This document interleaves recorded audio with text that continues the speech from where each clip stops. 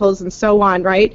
And then where I just was just a minute ago is that kitchen. So you don't even really see the technology yet. We really emphasize sort of that collaborative space, that quiet space. And so this area right here is, again, that place where they're going to research, their library, their the thinking spot. We call this, they call it the living room, but it also brings in the music and so on. So then the other part of the room is sort of where you get into what the spaces of once they actually want to start making and want to start going through that ideation process. So we have a little math station that we would use where the students would use the smartboard physically. They would be using it as smartboards would be used, but they would also be using other tools that we have here. Actually, what I'm looking at is our VEX. We were just playing with these yesterday, and the kids love to watch their code. So as they're coding the computer, sometimes they'll hook it up onto the smartboard just for visuals, but being able to then actually video record, we use sort of there, you can see the Ladybug is great for recording, so recording some of what they're doing. And then we have sort of a dedicated makerspace area here. Lee was talking about sewing as well. We love sewing. These are 2 out of a few sewing machines. The students just yesterday, and if you go on my Twitter, you will see I did some short spurts of 30-second videos on students quilting and working together with adult experts. I am not a sewer, but we do have people that come in and do that. And then so it's all in sort of sections, as you can see here. Here, as they would walk in, we always have a big idea on the wall. It's always about thinking beyond just the what they're making, but the why, the deeper thinking about what it is that they want to make, what impact does that have. And that goes on Peter Rowe's concepts behind design thinking, because it's about empathy, and it's about understanding problems beyond ourselves. So that in itself, so here you can see just over the next several days, we have what we're calling Ed Camp, where the kids then become leaders in their own learning. So the kids at the very top, where it says leaders, they pick the skill or the passion or whatever they want to teach, and then the other kids sign up and so on. So there's a series of days. So it's a real Ed Camp format, but it's kids doing it. Raspberry Pis is a big part of it. They love they love using the Pis just for the simplicity of it. It doesn't do the Python programming is fun. They keep messing me up. I've actually had to write down. It's kind of funny. It says, do not, I don't know if you can see it, do not change the keyboard layout, because they've learned how to reconfigure the keyboard, so when I go to type on it, nothing works. So it's just funny things kids like to do. As you can see, the green screen is one of our features of the classroom that kids love, and it's simple. You don't need to spend a ton of money on the green screen. For this is just paper. It's from the Dollarama, and it's the fluorescent green. It works best. I've tried all different kinds. And then we have extra pages we'll put on the ground when they're actually doing it, because we can't always have that space for health and safety reasons. But they would then use the iPads. You can see them hanging up there, where they would create all sorts, whether it's Minecraft videos or whatever the video they want to do. But it's sort of an ongoing. It's not, we don't just do a green screen session, but it's something that they would integrate with other things here. And then a couple of other, so this little area, we kind of divided it as our makerspace spot. And the kids like to call it the basement, like that we have a kitchen, a living room, and a basement, which I think is kind of cute. We just had this beautiful table donated. I don't know if you can tell, the height of it is perfect. It's like an island, so the kids stand and work around the table. And I mean, just like Lee was talking earlier, a lot of it is like sometimes you'll see the arts and crafts here. We just have this out from today, along with the NXT that's sitting there. But a big part of it is being for their entry point is being able to cut and paste and put things together at that, and then move on to the more complicated circuits and so on. we just got some make blocks, as you can see right here. These are great little robots. I got to be honest, they're Arduino platform, but you can also use Scratch, so you can use both. So it's a nice entry point, and I like that it's not just all about building it, it's about the programming, and then there's all sorts of sensors. Whereas this one right here, which everyone recognizes, is also really nice, but it takes hours to build, and you lose the pieces and so on. And so it just depends on the age of the students and so on, and what your goal is in teaching, whether it's the building or the programming, and if you want to do both. And then the Vex, what I showed you earlier, the other robot, that I mean, we've used it, and we're with Gifted. Unless you have a lot of dedicated time, those Vex did take a long time to put together. So it's the programming part is what we're using it for. And then for some of the people with younger kids, the Dash. And if you look up Dash and Dot, we're buying actually a couple more of these. These you use with iPads, and again, they can program it with the Scratch platform, and it works wonderfully. They absolutely love this guy. He's like it's like we don't have classroom pets anymore. We have these little robots here. I was going to turn it on, but I'll leave him. Sometimes he walks around the classroom, so none of you have it. So we also are very fortunate here is that we do have one-to-one laptops. And so here I'm actually in the midst of updating some of them, but the laptops versus the iPad debate, in a case of what we're talking about with Makerspaces, the laptops allow us to dive into a little bit more of the coding and programming and doing a little more game making than what is often available on the iPads, whereas the iPads, which I showed you, which we love as well, allow us to do a little bit more of the video creation and the podcasting and so on.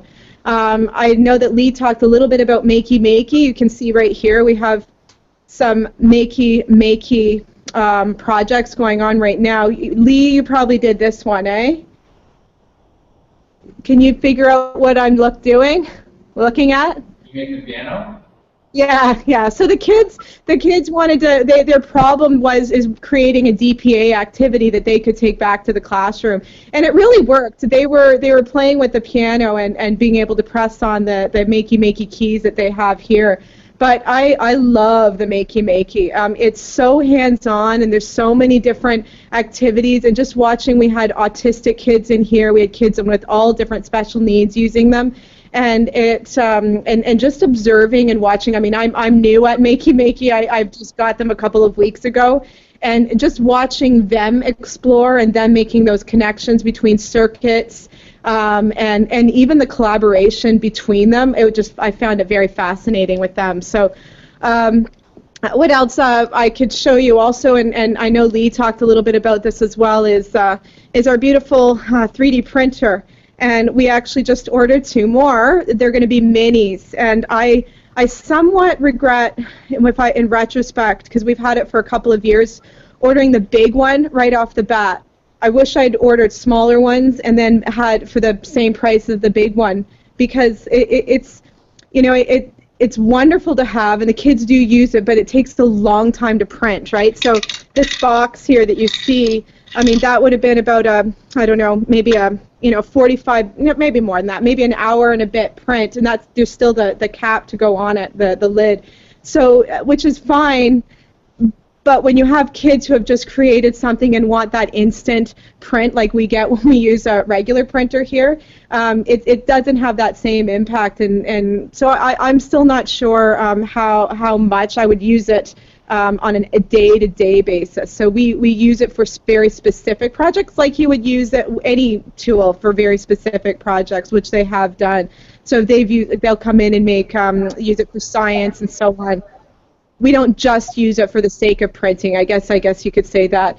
Gardening is a big part of it as well, and it's different people's entry points. But it really, again, for a lot of kids, it's bringing in what are the problems in the world, right? It's taking those bigger concepts. So you can see what I try to do is create an interdisciplinary approach to the makerspace, and not just have that one makerspace, but making it so that my entire class becomes a space for interconnected making. And in the end, every single thing that the students would do would be connected to the UN Sustainable Development Goals. So, you know, regardless of whatever they're making, how can they connect it back to those specific goals? So I don't know if anyone has any questions at this point, but I think that's my time up.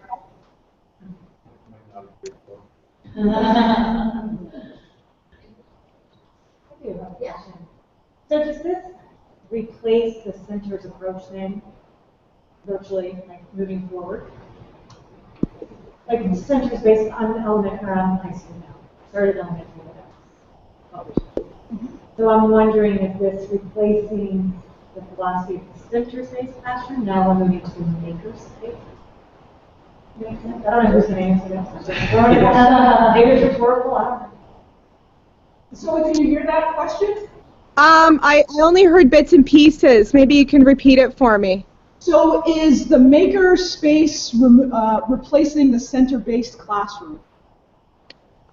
I personally think it's kind of the same thing. I think the concepts of our center-based classroom, which we had, you know, probably when I was growing up, and there were more of that when I was in elementary school than there has been in the more recent years. I think it's the same thing. We just have different tools. The idea is that kids are being able to do projects, project-based learning, problem-based learning in small groups. Although I do think, even though you see all these small group stations, that there is an element of individuality and personalization within the makerspace, that maybe that's something new that we didn't always address with the center approach, where each kid moving from center to center, if that's what you mean. That's what I in the past I would say center. You go to center 1, and when you're finished center 1, you go to center 2. I don't think it's like that, but I do think that it's more choice-based, differentiated, that sort of thing. Yes, yeah. I know I can see everybody watching around and taking notes from the great things that are going on. One of the questions that I had when I initially got into this was, how do I assess this?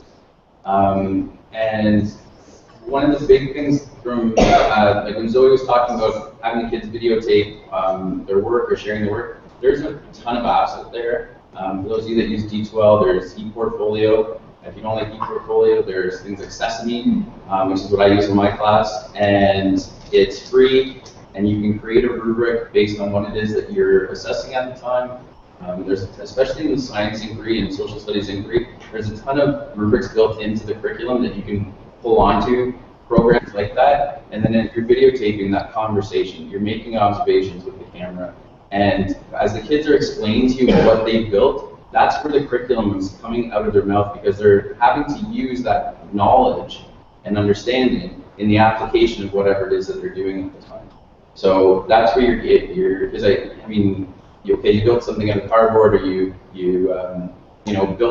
programmed a robot to do something, but how do you tie that back to the curriculum, and then how do you assess that? Well, that's your assessment pieces. When they're sharing with you what they've done and why they've done it and the intentionality behind it, you're able then to have those notes, have those conversations with them where you're pulling out that rich understanding that they had to have in order to do it. Can I add on to that as well, Lee? I think was that Lee talking? Yeah. Okay. It's that sometimes when you're involved in a makerspace or in a community, collaboration, that you don't always know in what direction. It's an inquiry. You don't always know what direction it's going to go or what part of the curriculum that you're going to get to, and so that part of assessment becomes really tricky for teachers, because you might want to establish a specific goal, but then where the making takes you is it takes you to a different goal. And here's a project I just wanted to share, because the assessment part was very different, or the activity was very different than the eventual intended activity and the conversations, where the kids, it became an individual activity where the kids had to create a small structure that, see if I can get to something very small, a small structure individually that was within a community. And so this particular area right here was one class, and they called it Riverdale Community. And so the class themselves had to create a community But then we had a group of classrooms. So I have like a cluster of classes. So about 100 kids would come in, and each cluster created, so it became bigger, right? So the whole cluster created the big city in the end. And in the end, what the kids started learning about was things like segregation.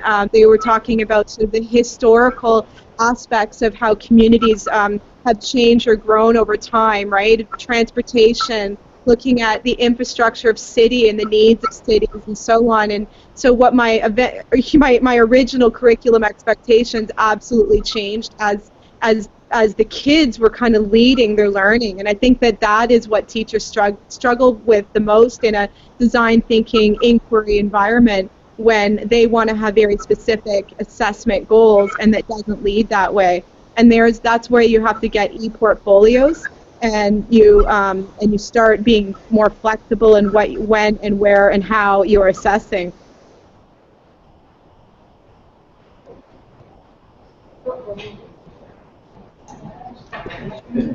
Zoe? Okay, oh, good. So you're back. For a moment, I thought that we lost you. You are on mute again. We cannot hear you. Can you hear me? Yes. Okay. Did you not hear any of what I was just saying a couple minutes ago? We got about the assessment. Yeah, okay. All right. Just making sure. All right.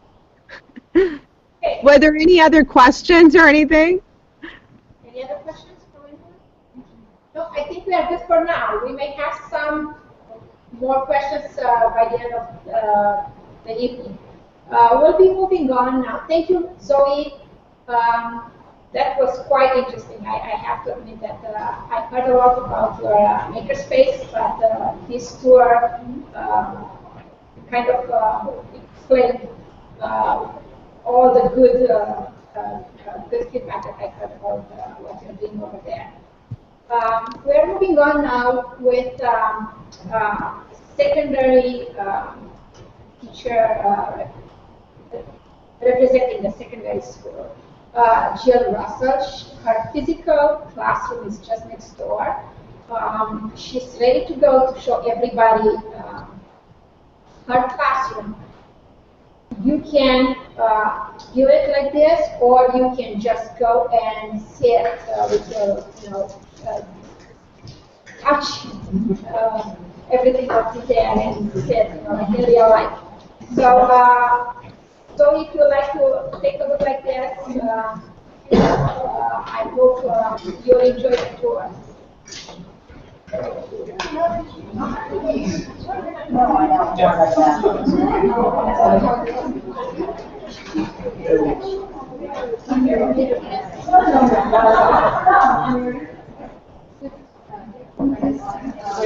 Okay, is this so? Camille, is this fine now? Okay. Yeah, no, I just don't know if the sound is getting back. I think it is. Yeah.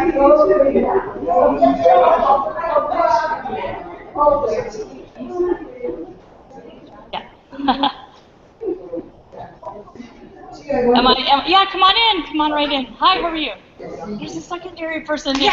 Yes, there is. This is very interesting. Yeah. We'll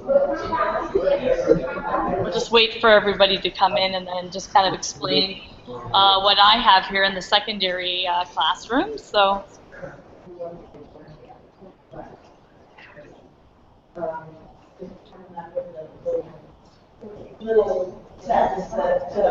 So I was really happy to hear the excitement from Lee and from Zoe, because I think anyone that seems to have this type of makerspace in their classrooms are very excited about what they have. I was really fortunate to be able to come in to a classroom where it was an empty classroom, and they said, okay, put in here, what you want. And like secondary is a little bit different than elementary in that we have 4 classes per day coming through here. You guys are talking. Okay. We have 4. Anything from communications technology, which is like video and photography, to computer programming, to tech design, which uses more of this equipment. Also, we have the classes that we make. We like to have a little cross-curricular approach. So we have our have physics class coming in. We're building record players and music instruments. We have our history class right now, making artifacts as part of the ancient civilizations. So I tried to like set up a space again, like Zoe and Lee have talked about, where students have the freedom to choose what they're doing.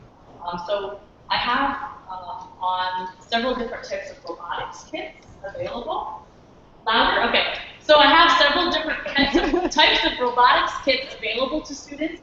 So the whole class doesn't come in and everybody does VEX robotics. So they let the students have choice. So behind these people here, we have just the spiral robots that Lee was talking about. But it's funny, I kind of said, like sometimes they look like a little in elementary, and would say, well, why are we using those in the secondary classroom? But there's just so much that you can do. Taking in, I know Lee's used to in kids, right?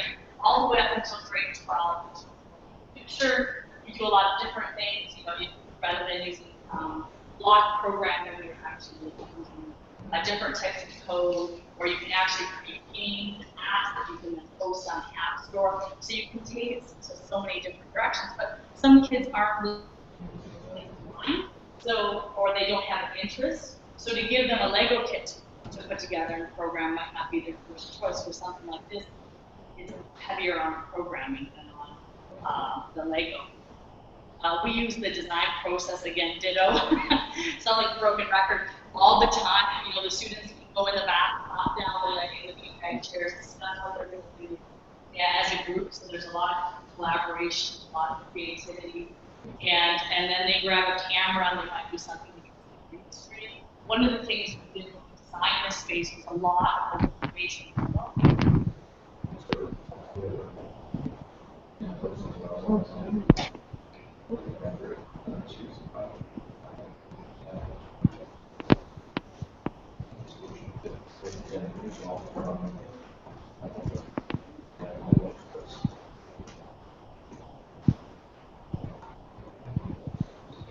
Kids to be creative.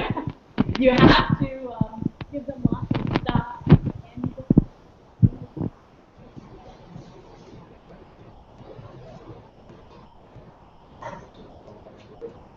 You heard him.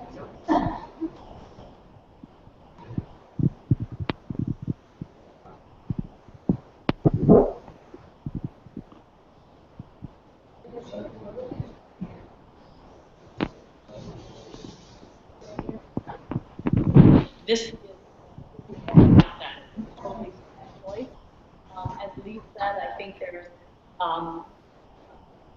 assessment could be.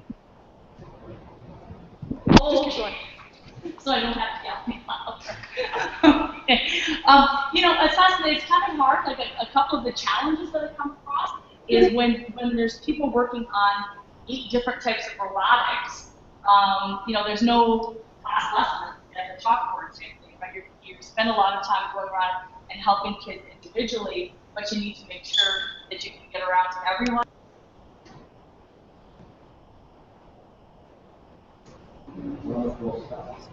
And the kids really collaborate well together. Plus, I have a lot of split classes, like a 10, 11 split, or 11, 12, or 9, 10 sort of thing. So you have those senior students that will help out. And then just, again, because I'm secondary, I know there's a few secondary over here, just giving kids space to do their stuff. Because they're, like, other kids are in here all the time. And so I've just found, like, project bins. And, like, we have a kid taking a computer part, and he wants to another student working on a drone, which kind of intimidates me. I've never built a drone. I've never built a 3D printer. And will we get the 3D printer going as a big class? Probably not, but that's not the point. The point is all the creative problem solving. You know, we're using motors from a floppy drive or from a CD drive and that sort of thing. So it's asking kids to be really innovative, and it also plays to the students because you do give them those choices in order to pick up on really what they wanted to do. So we're really lucky, like we've got a 3D printer as well. Again, you're just, like the 3D printer is just the tool, it's what you do. I have students doing these are different Arduino projects. I don't have one here that was a nightlight that students made, but also using textiles. So, sewing LEDs inside of it, all seen on the runway, the wearable technology students do that. The cases are all 3D printed on the 3D printer. And so it's like tying a lot of technologies together. You have the electronics portion of it, the soldering, 3D printing, and the students are all using programs like 123 Design or SketchUp. And kids, I don't know, you probably use SketchUp. Do you use something like SketchUp? Yeah, I was going to say, kids as young, when to SketchUp for sure, then their work just gets as they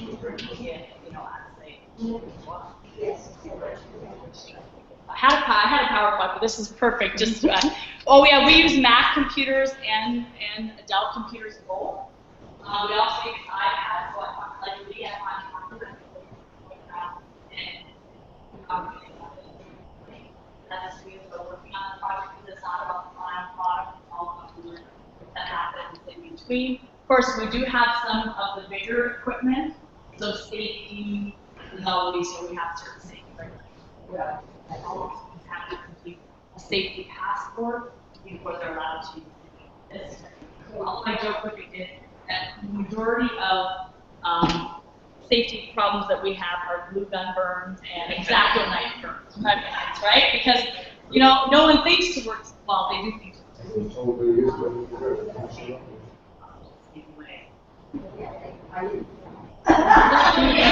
Well, this is our CNC machine, which is also really neat. Kids in my computer engineering class are designing Bluetooth speakers, so they're doing the electronics, soldering that all together themselves. Then they're designing the outside of the speaker and CNC machine. And again, they're just printing it. I've got 20 kids in the class, 5 are making speakers. One kid's working on a very high, another couple are doing Activate.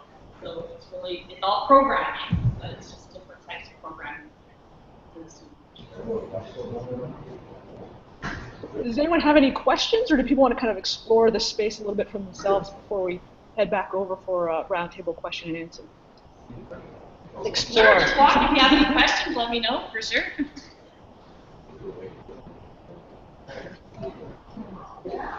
Yeah, I guess. Just keep talking louder and louder. So how do you find for saving? Yeah, well, I've got all the designs. So, like, for example, little pieces, like I use these are all from the Canadian Tire, they're cheap, but they're really good. So, X-Acto knives I'm keeping here.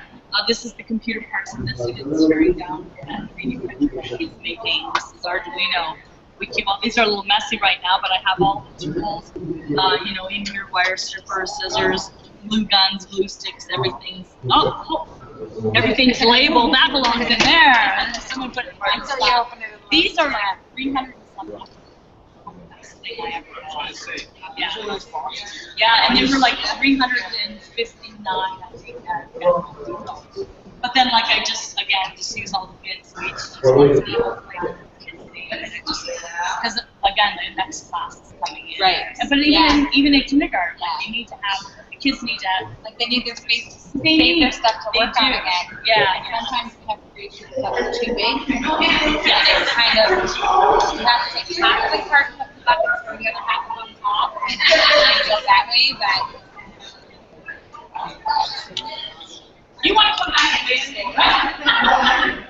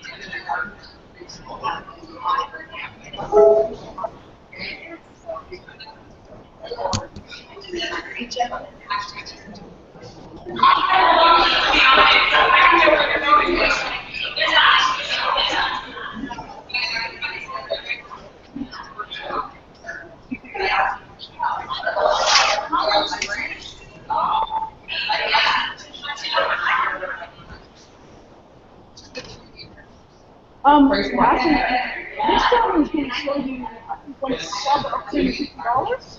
The one is going to go, those are less than 500. I think that may be around 1,200. So you can get around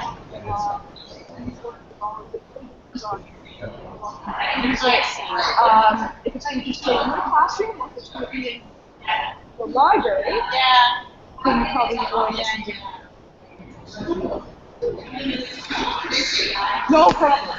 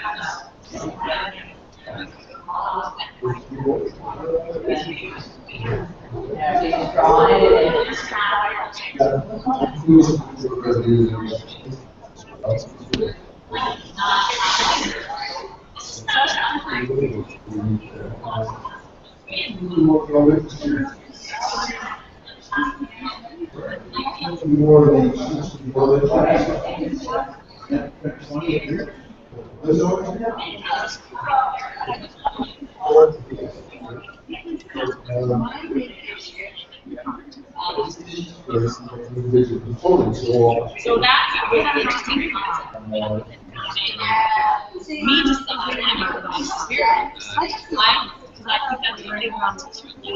I'm giving, they've got $5,000. It's all about what they want to spend, so it's pushing down that decision making ability to the students. So, I mean, I might have a little veto power, but really, you want to know what the kids want.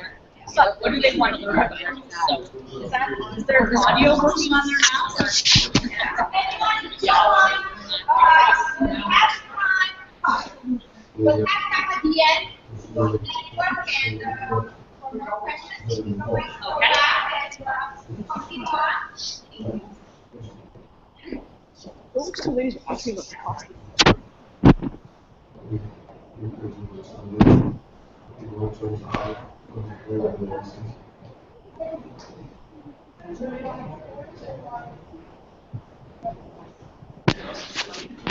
We were just wondering what the price is.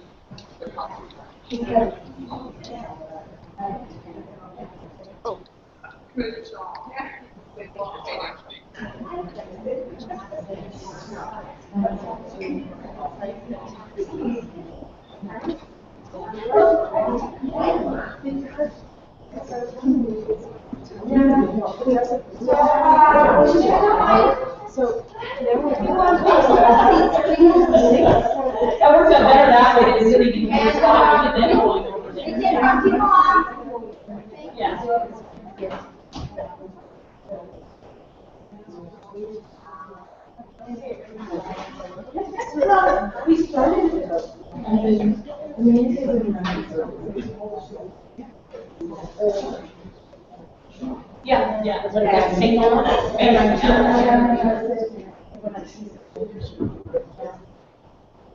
Well, thank you, Chair. Anyone having questions for Chair? Or I guess you already have them. Okay.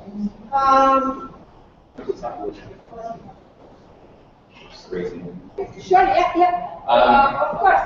So, Lee would like to add more to his activities at school while we're waiting for David to make his way back here.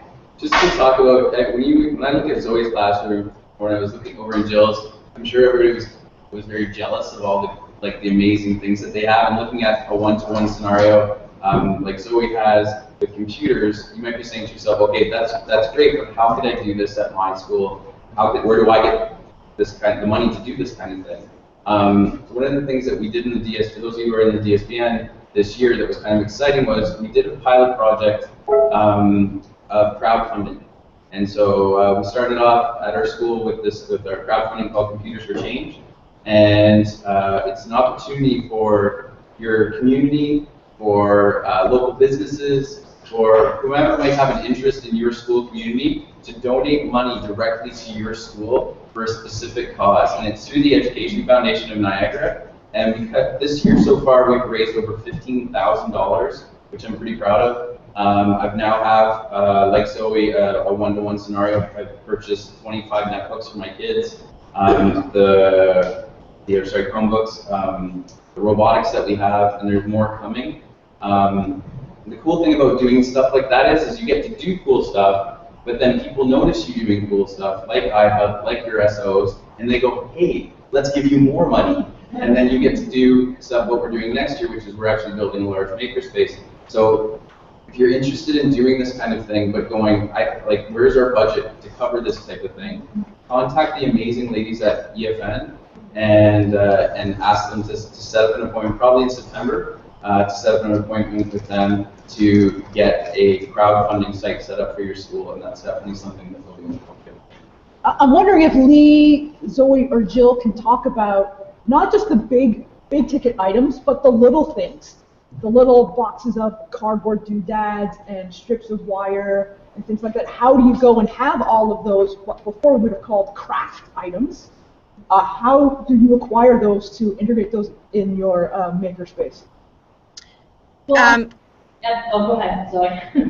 I was just going to mention that people often do come into my class and they see this, this one-to-one, they think, oh man, wow, look at all the resources you have. I mean, this is impossible to do in a regular class. And aside from crowdfunding, but a lot of the stuff that you might find in my class comes from thrift shops, comes from, the garages of people who have donated, the sewing machines donated. I didn't mention we have a huge knitting program and crocheting program. The kids make quilts, and a big part of that, again, is that community. If each student has made certain sections of the quilt, that's their entry point into a makerspace. The thing in terms of what the board has funded for our program, I deal with, because of the type of program I deal with 400 students a month. And so I basically have like a mini school, you could say, a computer lab, as most schools have. And so if you think of types of maker spaces and those little things like that you were talking about, Camille, like any classroom can gather those things. It's the maker, sort of mindset that you want to bring in. And while some people may just see it as crafting, not making, right? If you look at, the actual full definitions of maker spaces, which came out of hacker spaces, that really were techno-centric, right? They weren't necessarily crafts. It's a different mindset between crafting and making, I think. Although we do both, I think it's absolutely exceptional, fantastic to do both. But those little things are what intrigue kids. That's what kids know. We're in a DIY kind of culture right now anyways. So I think any school, I mean, you have a budget of 200. I think sometimes classroom teachers get a small budget at the beginning of the year where they can collect those things in the different areas and start buttons, like anything. Like think about a kindergarten room. So I personally, if I was an administrator trying to encourage this kind of makerspace in the classroom, would start looking at those things first, and then bringing in the bit by bit, bringing in the technology. I think what I was going to say as well is just save everything. Anytime I get anything in, I cut the cardboard box up into pieces, and I save the styrofoam. And anytime I'm out anywhere, you're always looking at the dollar store and stuff. I know the budgets are pretty tight. Because with the tech that I teach, like the big pieces of wood and stuff, Obviously, I have a budget for that where you might not have a budget for that in elementary school. But I think to ditto what Zoe said, asking, send home a list at the beginning of the school year to your parents. Anyone got any wire? Anyone have any, blah, blah, blah, buttons, whatever? And I bet you'll get huge donations from the parents. Yeah, I put it out on Twitter the other day that I needed wood to make bee houses. And by like 2 o'clock that afternoon, somebody in the truck was dropping off like 25 circular pieces of log for us to build the next day. And so just putting it out there, if you have a community that's involved or you have connections within the community, then there are resources. Can I just mention something else? And I talked a little bit about this when I presented with Connect, and that the what you're talking about is you both just mentioned, connecting with the community. But I also think that bringing in that type of maker into a school is also bringing back educators and parents that maybe for a while felt a little bit alienated from schools. You get a lot of people who are feeling stressed because of all the technology coming into schools, but knitting doesn't stress them out. And sewing is a place where the grandma can come in and, I'm sorry if that sounded a little bit biased, but you get the picture, right? It's bringing in people that, over the last several years have felt that school wasn't a place for them because of the high-tech environments that some of us have, and that maker environment can actually do the opposite of what people are thinking. Maker is so technocentric, but we can actually bring those people back into the classrooms, and you've both just given awesome examples of that. So thank you, everyone. Thank you, Zoe. Any other questions for our educators here? A nice transition to what teachers are doing in the classrooms, to what could be available, and it is actually available to everyone at ESPN. We'll switch a little bit the order. I will ask Frank to take over now and present some of the kids' Follett has to offer, maker kits that are available for all ESPN schools and all teachers ESPN. So, Frank, if you'd like to talk a little bit. Thank you, Anna. And thank you, everybody, for being here this evening. Sorry, I have back turned to some people in the group. As Anna said earlier, when we Follett, as is my colleague Jay over there sitting in his laptop, how many people in the room are familiar with Follett as a company? So probably some library associations here. That's what we've been best known for in Canada for many years. Although Follett is I'll say best, what I mean by best in a second. Follett is a many-faceted organization. Perhaps some of you know that Follett runs the bookstores at Margaret College, for example, as they do at quite a few campuses across Canada and well over 1,100 colleges and universities in North America. So Follett's roots are vested in education. My responsibility, and I think I said when I was here last week that I think I've got one of the luckiest jobs around. One of my sort of music heroes, either Alan Doyle, you may have heard him perform locally, or had seen him talk about what a lucky guy he is. Well, I don't quite have that talent, I must admit, but I'm pretty lucky because in my role at Follett, I get to take a look at what the company is doing and look at what might work in Canada, where there might be educators we can help up here, right from our student information system, which is used pretty much by, that's our version of Trillium, if you want to make a comparison. That's used by most of the schools in British Columbia. And one of the things that my boss has asked us to investigate a little bit here in Canada is can we provide some assistance to schools in the makerspace environment?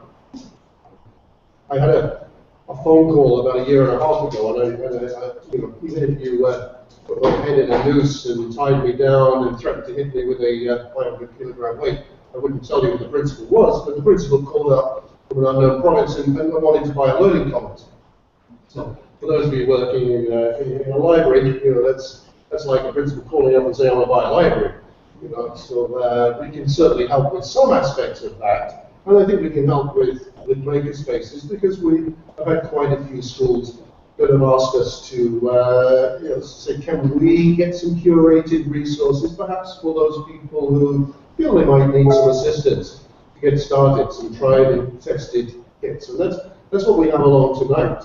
I put that first slide up there just because there is a site, a makerspace.com site. Some of you may be familiar with that. And perhaps the last thing we need is another Facebook site, another community for us to all join. But there is a makerspace community. If that's you want, you can go and talk about what you're doing and share ideas from others. My next slide, if we move over to it, is again, there are many feelings about why the library can be a good place. It doesn't have to be the place, of course, and makerspaces are occurring in all kinds of places all over the world. But some of the value that Quality is able to provide for work in the library, if you so wish, is we can have the kits already catalogued, so you can circulate them through your library system if you so wish. And we're starting to collect a lot of information, which I hope we can do some sort of fun workshops as we go out across the country to do what I hope we can do in a minute. If you all have a few moments at the end of the day, take some of the things over there and play with them, by all means. This is a little bit like when I started my teaching career, I won't say how many years ago, but the British government has just decided I can retire now as a teacher, so you can do the math on that one. Back then, we were taking microcomputers when I first started started my teaching career.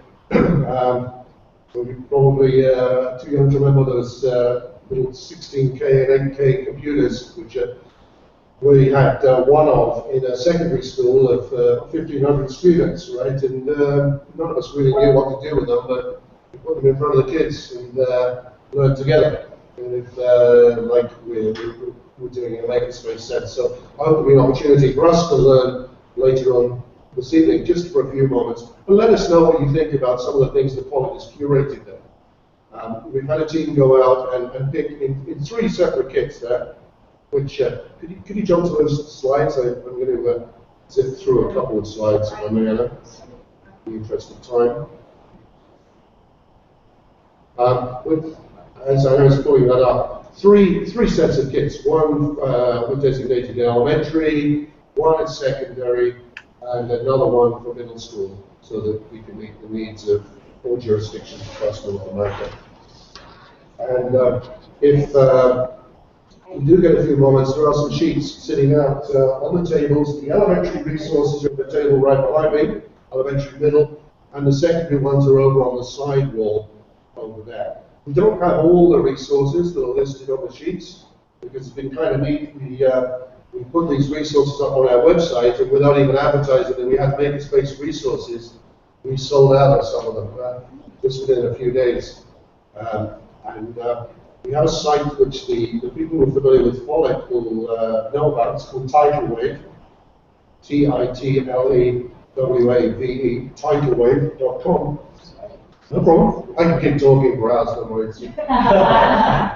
Sadly, we're a bit like a minister, right, in a church where you keep going until there's nobody left in the room, right, and you can actually retire today. No, the Tidalwave, and Jay's sitting over there. If anyone's interested in Tidalwave, I have to think, Jay, there's value to any educator in Tidalwave. It's free. Some people think of it like as an Amazon.com for schools.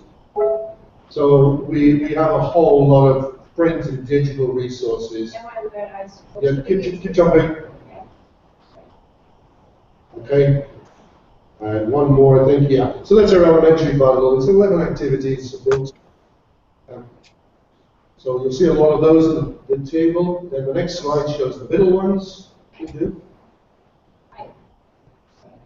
trying to make the screen bigger. Oh, Oh, it is? Oh. Yeah, that's okay. Yes, sir. As long as you hadn't asked me to sing or dance, then fine. Oh. Changing on the screen doesn't change on the screen. Sorry.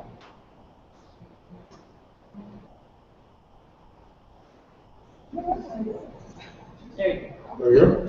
So we zip past the two slides, but I think everyone gets the idea. Okay. So we're exploring making other resources available. Typeaway.com is the site. Jay can certainly set you up for an account if you don't have one already. It's free, and then there's a banner in the site where you can have a look at the resources that we've curated in those bundles. It's all free shipping. There are, I think it's 4 schools that are getting makerspace resources within the DSBA. Yeah. The DSM funds? Sorry? The DSM Yes. funding that we can access it? These are schools which are going ahead with the budget. Yeah. Alex, they get this kids, but they do elementary to secondary. I don't have any names right now, but believe is doing this. But based on the result, I'm pretty sure this will be extended. Yes, I agree. If you feel like it's something that you really want to have in the school, you can talk to your principal. We'll just contact Anna next fall to see if you can borrow some from the iPhone before they get widely distributed in the system. So one of the things that we touch on correlations, I think that could be an interesting discussion. That is some feedback. If we do have, if there's an opportunity for us to talk later, one of the interests that I have is, should we as a company be developing additional correlations to the Ontario curriculum? If we're marketing these resources in Ontario, should we actually go into those links to assist educators? I'd be interested in your feedback, and we would certainly be interested in your feedback later on. Please take some of the sheets which have got some information there on Jay's card and my card. If we can help you, we can't be everywhere all the time, but we're able to come out and visit with you, show some of the materials. My goal is my team will have a lot of these resources. Any other events where you have a group of educators willing to sit around the table? Certainly we will do our very best to support those. As you mentioned events, Anna, can you tell us what's happening on Saturday? Sure, yes, I was hoping to close with that, but okay. So Saturday is the second part of Maker Faire event, Maker Faire week event. So today is just educator-based event. Saturday we have the student-based, student-focused event, where students from K-12 are welcome to come. It's not going to be this particular room, but it's going to be in here in the cafeteria. So far we have over 50 students registered for the event. We'll have everything what we see in the room today, plus much more than that, for everybody to try and have fun. If you have kids, if you are students, tomorrow you can promote the event to your students tomorrow. Have them sign, going to IHUB website events page. There is the Maker Faire for students on June 4th. So it's from 9 till 2 o'clock. It's a drop-in event, so they don't have to stay all day. They can come and stay as long as they are willing to stay, as much fun they have, whatever. We'll be there to work with them, to entertain them, to have fun, basically. So the posters that you found just by the registration when you sign in are the posters referring to this particular event. So yes, please let your students know, or your kids at home, that are more than welcome to come and try all kinds of ideas and meet other students from the district and outside. It's not a DSBN event. So let me know if you have any questions by the end of the day. I can answer any questions. So the time starts at 9 and ends at 2. But again, it's a drop-in event. Everybody can come at any time during this time frame and stay as long as they wish. We'll have snacks, we'll have juice. So Paula will be there with everybody in the room. Representatives from high school and elementary will be there. We'll have some elementary teachers as well. David is coming as well, so we'll have mentors from different areas. So just talking about the event and making the connection with Niagara College.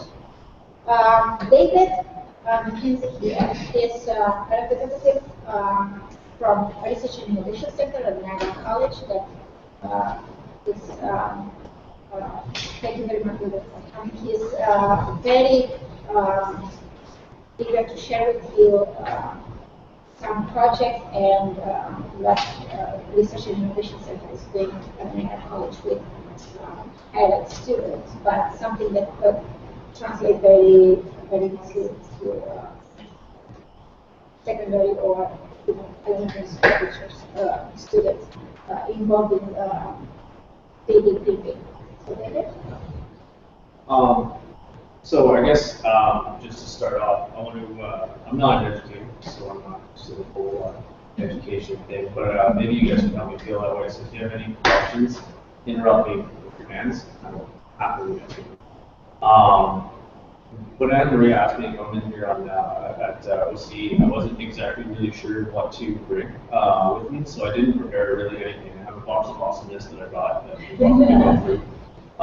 It essentially contains a pile of examples of 3D printed pieces, both from students on all ranges of machines, DIY printers, homemade and otherwise, industry machines in MPM, UV cured photopolymer machines, all kinds of fun stuff that kind of push the envelope of the material side of 3D printing.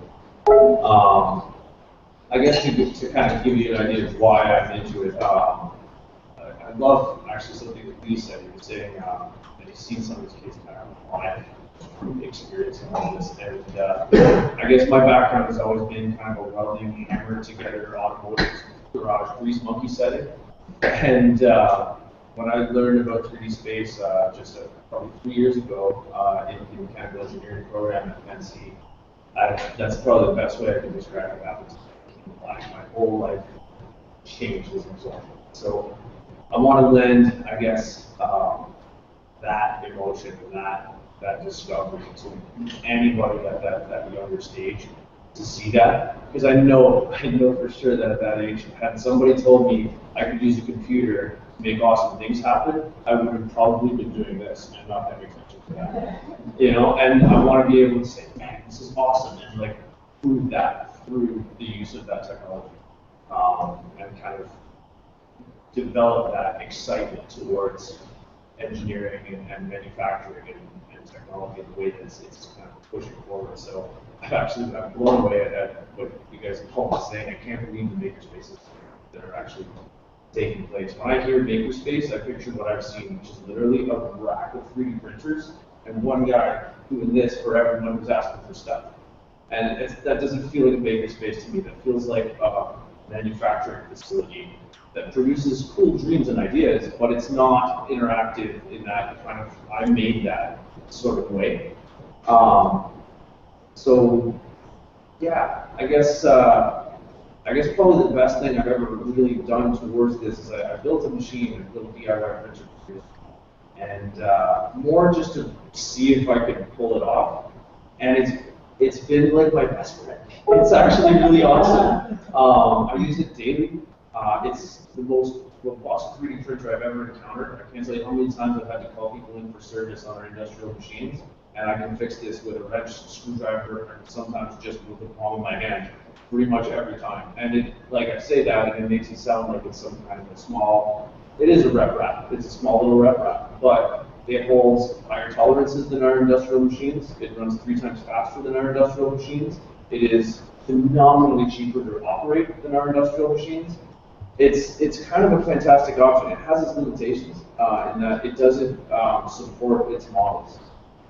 So if anybody here has experience in 3D printing, which I'm sure most of you do, overhangs are difficult.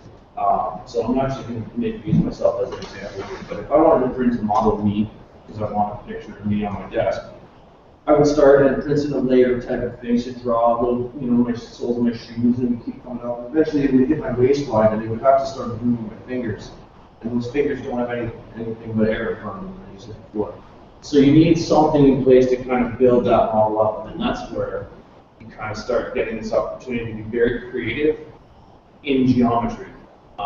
Because you can, in theory, still support those models by drawing those supports in, making them so that they can break away afterwards. You can take your model apart, cut stuff.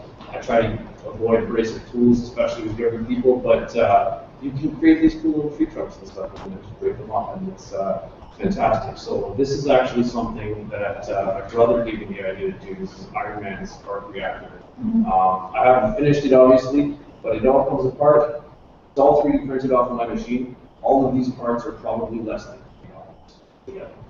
And I haven't put the LEDs in. By the time this is done, it's going to cost me $10, which is like the big sell factor, in my opinion, as far as when kids want to do something, they want to do it a lot, especially when they like it. Right?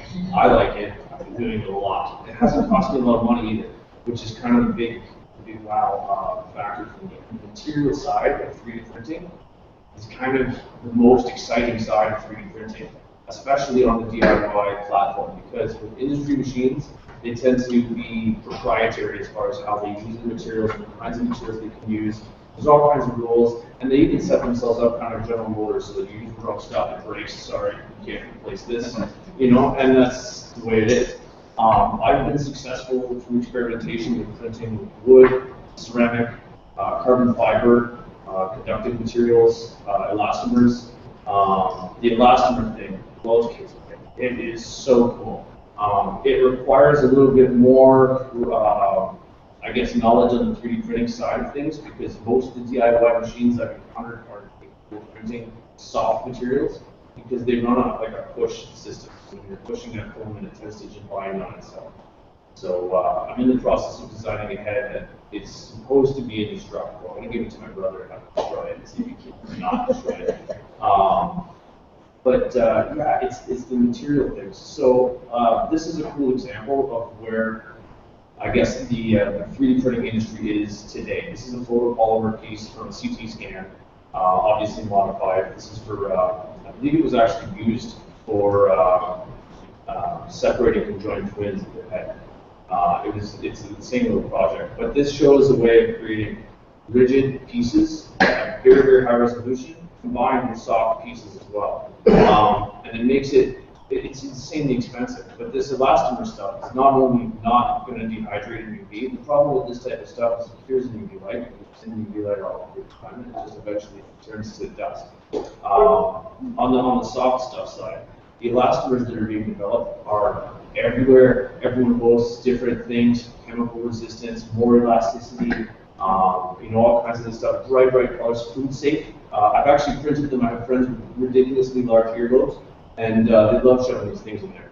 I don't know why, but it's very, very cool, and it works, and people love it. It's just their latest stuff. So I want to be able to, I guess, introduce the idea that if you can dream it, it's absolutely possible to physically create it, no matter what that is. It just takes a little bit of building, I guess, in the process. So I'd love to recommend, if anybody's interested in getting some printers into their curriculums that aren't necessarily just a quiet off-the-shelf, use it printer. There's a gentleman by the name of Mike Eckert. His website is called Eckertech, ECKER, tech, TECH.com. He's in St. Catharines. He's a local engineer. He designed a DIY printer that is kind of like, when I met him, we sort of developed a few improvements to his printer, and that's what I'm working with right now.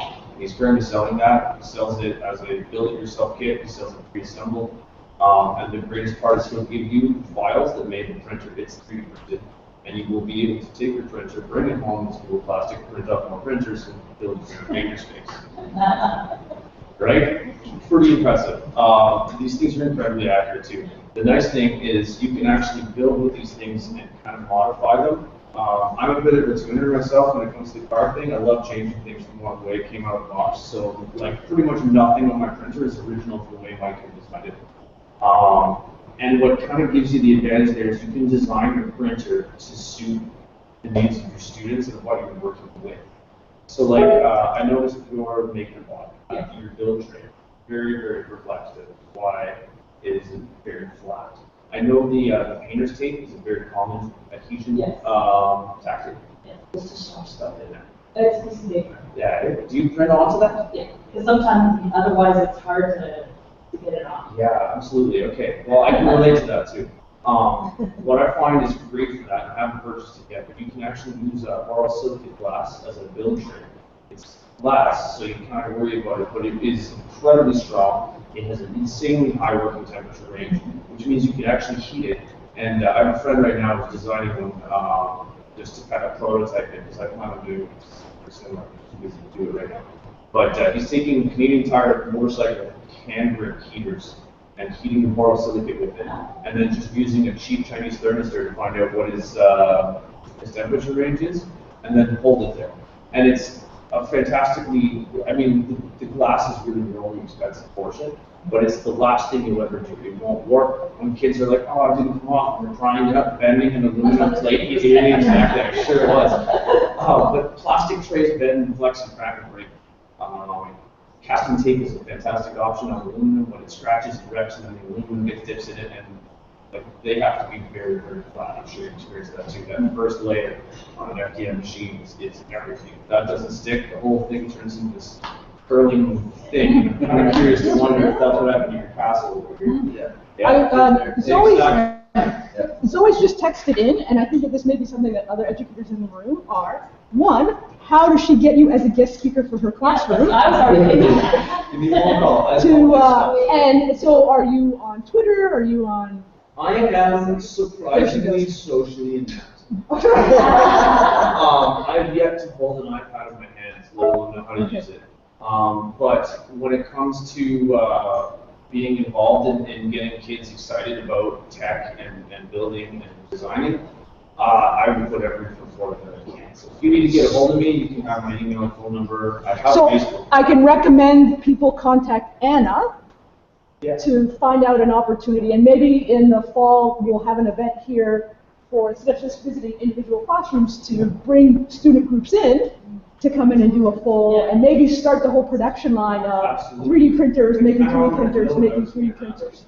Saturday's event, if it would be something appropriate to bring my church to do. Okay. Yes, please. Yeah. Yes. Cool, Yeah. I might need a babysitter for the machine. Sure, we'll find some. So another reason to let your students know that they can get to play with the 3D printer in case they never see or touch one, but they use it, see or visit. So yeah, another. We happen to be actually the one that the chair has in her room. We share it here. I have as well. So wherever needed, we are so fortunate to have next door, like you have no idea. And so many events that we have here, like kind of like that peaceful in between, but we were wondering one day. Anyway, so any questions for David? Yeah, I'm going to throw one more name out there. As far as the modeling tools go, I heard a lot of things about 123D and SketchUp and stuff like that, and they are fantastic tools for, they're very intuitive, they're very easy to use, they're very basic. But I'm not sure if everyone is aware, because I find that like this type of stuff falls into like the higher end of, I guess, engineering technologies. But Autodesk, if anyone's familiar with Autodesk and the Inventor software, it's a very expensive license. It's a very, very high-end industry design tool. And as of the last, I guess, year and a bit, it's completely free for education. And it's a very, very, very powerful tool. So that's basically what I've done all of my design in, but it has, if the kids are interested, and I mean, I've self-taught myself now how to design for injection molding, how to stress analyze any structure, how to do airflows through channels, and design different machining practices for air intakes and things like that, just by playing with colors on the screen, because I have no idea what I'm doing. And I feel like that's most of the time what you're doing when you're learning at that stage. And a lot of this, I mean, the classroom gets you to a point, even in the college level, where you can basically draw squares and circles and extrude them and make them shapes, which is really what you're going to teach yourself in the Google scene. So I mean, this kind of gives the kids who want to take it to that coding experimental level. There's no coding, it's literally all shapes, intuitive pictures, fill all the buttons. They use big words, but they don't need to mean anything, because the yellow block looks like a block. I want to make a block. It says extrude, but it's a block, and that's what you're going to make with it. And so I feel like if you wanted to get that in your classroom, all you need to do is start up a free account, download the software, and you can use as many licenses for free as you like, and just let the kids play in it. Because that's and you can do everything from your models. You can create STL files that print. You can create step files that you can send to any other modeling software. You can put it back into Google SketchUp if you like. You can put it on your phone if you like. And the nice thing with Inventor currently with the 2017 release is they have, I think they call it AnyCAD.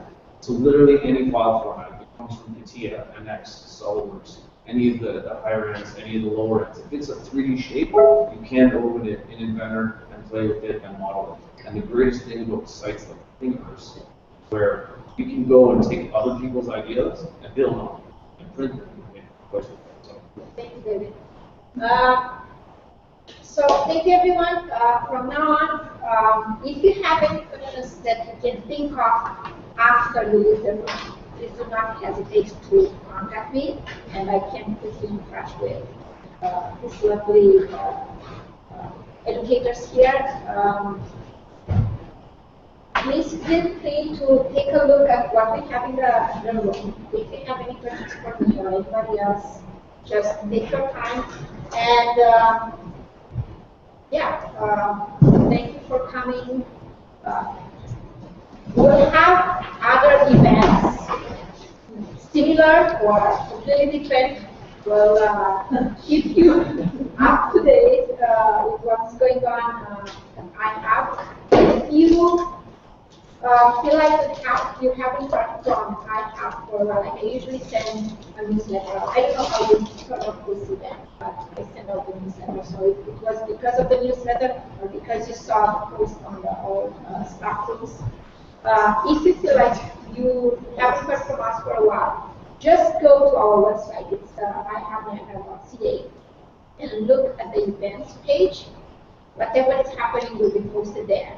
Either it's a direct event that will happen here physically IHAB, or it's an event that is related in some with IHAB.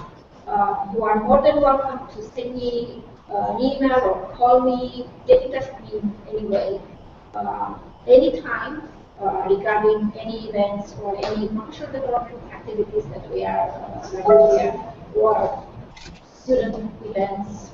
Whatever you have in mind, or if you have an idea of something that you would like to run by us and say, okay, how about if we do something like this with IHAB, then IHAB help us. We are more than welcome to all your suggestions, and we are more than welcome to doing anyway, like you want with your students over, or a trip, field trip, or anything that you have in mind, please do not hesitate to contact us. So thank you again for coming today, and take your time to network and ask any questions, and take a look here. I'm sure you'll find a lot of things interesting that you can take back to your school, to your students. Thank you, everyone.